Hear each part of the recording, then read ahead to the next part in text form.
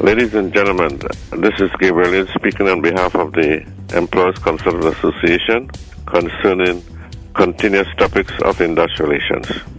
So you know about industrial relations in Trinidad and Tobago. If I were to ask you, what is the worst industrial relations since here in this country, what would you say? Would you say is inflation now climbing to 13.7% since the 24th of May this year? High wages increases that seem to surround 30% for 3 years? Low productivity? Bad work ethics?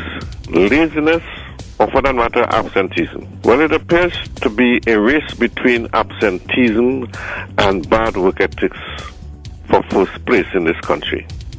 In fact, both absenteeism and bad work ethics are related. They are first cousins. However, absenteeism seems to me to have the edge. So that today I want to speak on behalf of the Employers Consultative Association on absenteeism. This absenteeism is a plus for workers, but a minus for employers in Trinidad and Tobago.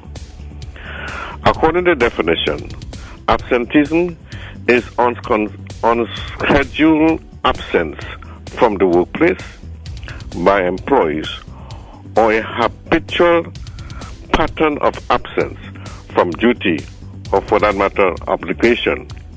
As you're aware, because of practice in this country of industrial relation, as well as it being supported by Section 10, subsection 3B of the Industrial Relations Act, Chapter 8801, all workers in Trinidad and Tobago know that they can take 2 days sick leave without being supported by any medical certificate from a registered medical practitioner.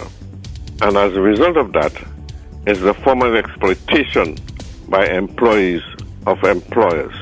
When workers behave like this, believing that sick leave taken is an entitlement rather than an eligibility, that is to say, one only becomes entitled to sick leave when one is sick.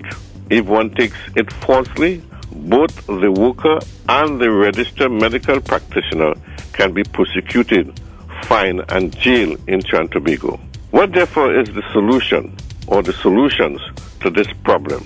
I can only suggest some answers. 1, the worker must be more responsible by way of training coming from the employers. 2, having more discussion between workers, the representatives, and the employers must take place. 3, pursuing and solving the industrial relation grievances of workers, and that is a must. 4, a better understanding on the part of the worker as to the meaning of a breach of employment or the breach of contract of employment they seem not to know. And 5, the impact on the workers when frustration takes place. The employers must be aware of this. Both workers and employers must be aware of the various judgments coming out from an industrial court of Trinidad and Tobago on absenteeism. And I want to suggest about 3. First one is Steady Trade Dispute 159 of 1974 between Cannons Limited and the National Union of Government Federated Workers Trade Union. That's the number 1 judgment. Number 2, Essential Service Division number 16 of 1982 between TNTech and the OWTU. That's a very important judgment. And 3, HCM High Court Matter number 3015 of 987 between PSC and the Minister of Economy and Attorney General of Trinidad and Tobago. These 3 judgments will be elaborated upon at the next discussion